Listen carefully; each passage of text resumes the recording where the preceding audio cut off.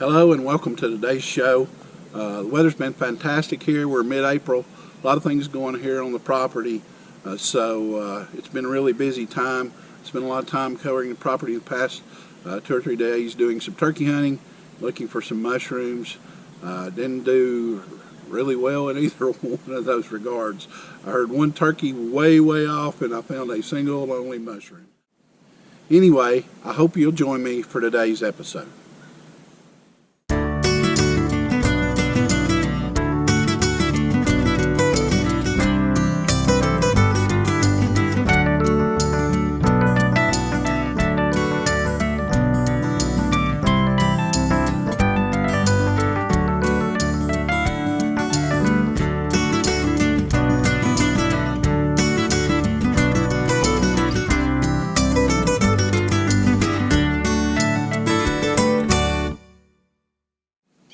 So I've got this obvious band-aid on my hand. Had some minor surgery done probably about 2 to 3 weeks ago now. Well, nothing serious, but it's had me handicapped over the past 2 to 3 weeks as I couldn't use my right hand for anything and had it bandaged up. So nice to get that removed here about 5 or 6 days ago. Hopefully back to normal, as there's a lot of things to do here on the property. So it is basically the middle of April. That's noteworthy because it is mushroom time here in Virginia. Last week we had 2 or 3 days of really good rain. We've had temperatures, near 70 the last 3 or 4 days. So given that, the conditions are right for some mushrooms to pop up. So when we're looking for mushrooms in this part of the world, we're looking for morels. They pop up in April, normally after some wet conditions and some warmer weather. I've been getting reports on Facebook, some other places that people are finding quite a few of those in some abundance, but they're finding them in some unusual places this year. I've had my property for 2 years now, and I've not had a lot of success. So probably Saturday, this previous Saturday, which was the opening day of turkey season, I got out with the intent to try and locate a gobbler and to find some mushrooms. Really looking more for the mushrooms than the turkeys, but I had a rather poor day for both. I ended up hearing one gobbler way off in the distance off the property, and I found one single morel mushroom. So it's funny, last year when I looked, I spent probably a good day looking last year, and I found a single solitary mushroom up at the very highest point of my property.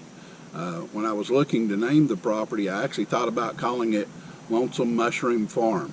So it's kind of odd that in this year's search, the same thing. At the end of the day, I hadn't found anything and finally located a single solitary mushroom out of probably 6 hours worth of continuous walking. So don't know what the issue is.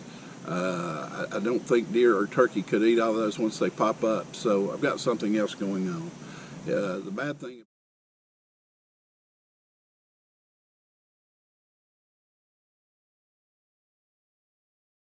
So in this part of the world, mushroom hunters generally refer to the morels as dryland fish.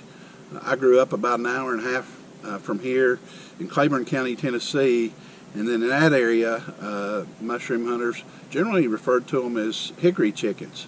So completely different names. That's not that far apart. That's why a lot of plants and animals and almost anything like that we have to name, we use a scientific name for, because that reduces the amount of confusion over just what species you're looking at.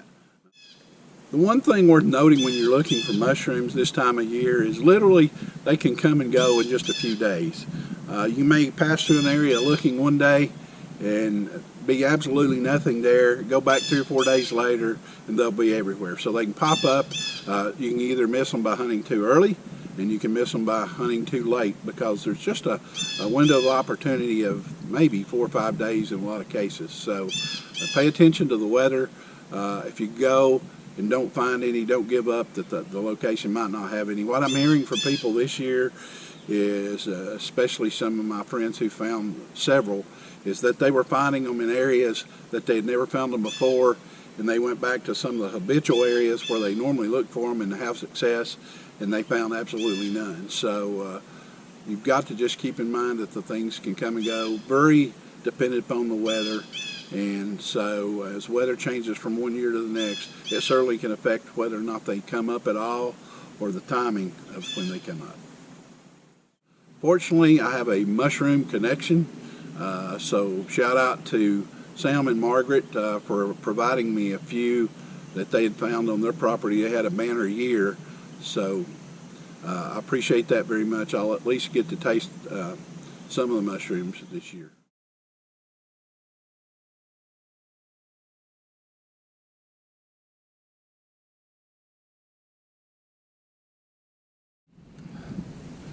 So a little over a week ago, I was doing some mowing and mowed close to a wild turkey nest, and the hen flushed and left the nest. I've got a short narrated video of showing the nest itself, but just want to emphasize one point. If you're doing any mowing this time of year, be aware that the turkey may be nesting, and if you do happen to flush one off the nest, just get it out of the area as quickly as possible. 9 times out of 10, as soon as you're gone, or at some point in time after you're gone, the turkeys will return to the nest and continue nesting as if nothing happened. So today is April 8th. 3 days ago I was mowing and mowed within probably about 10 feet of this wild turkey nest. I flushed the hen off the nest, immediately cleared out of the area. Most of the time if you do that, they'll return to the nest, but this one is not. It's been 3 days since I flushed her, and she has not returned to the nest. Probably early on in the nesting process, since she only has 3 eggs. Normally they'll produce 10 or 12, somewhere in that neighborhood. So she's obviously, I would assume, just getting started. Maybe that's why she didn't return to the nest. Got a good chance to go ahead and nest a second time, hopefully as early as it is in the year. Be a little bit more successful, but just a really kind of poor site, in my opinion, to be nesting. Not a lot of cover. Of course, it may be because of that there aren't any predators coming through this area. 3 days since she abandoned the nest, and the eggs are still here untouched. I would have assumed a raccoon or something like that would have found them by now. But anyway, good sign to see her nesting here on the site, but bad sign that the nest was abandoned. That's something you really got to watch out for when you're mowing this time of year.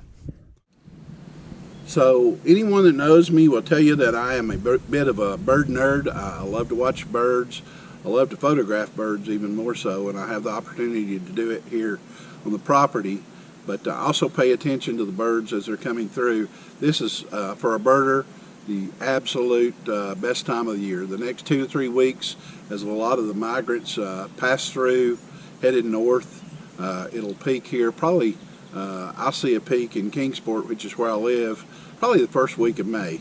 But they're definitely started already. I got my first of the season warblers a couple of days ago here on the property. I had a northern parula and a hooded warbler, which the hooded is one of my favorite birds of all time. Both those species nest here on the property.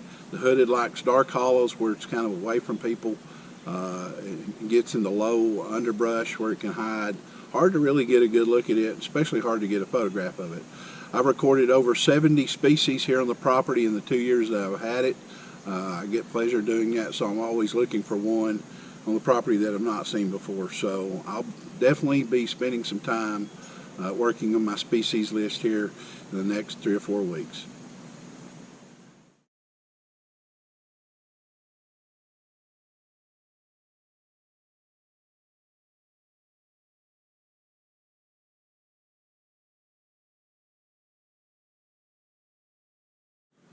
As I walked around the property the past 2 to 3 days, the weather's been spectacular. I don't think you could have asked for nicer weather. Probably mid-60s, sunny, just crystal clear. The big thing I noticed is everything's green. It just jumps out at you. The fields are green. The woods are starting to finally take on life. So if you enjoy being outdoors, don't put it off. This is almost the best time of the year to do so. So I hope you enjoy the video. I've got a few clips coming up of some video I shot while I was out walking around. Hope you enjoy that as well.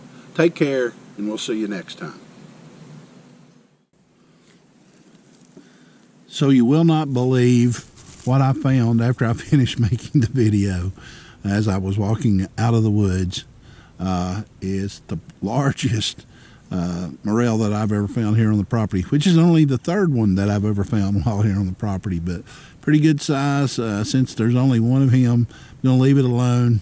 Hopefully it'll spread some spores and I can come back to this site next year and there'll be a huge cluster. Not expecting that to happen, but I can always hope. Turkey hunting, I've been looking for some mushrooms, a little bit of everything going on. So join me today as we talk about diners, drive-ins, and dives. Wait.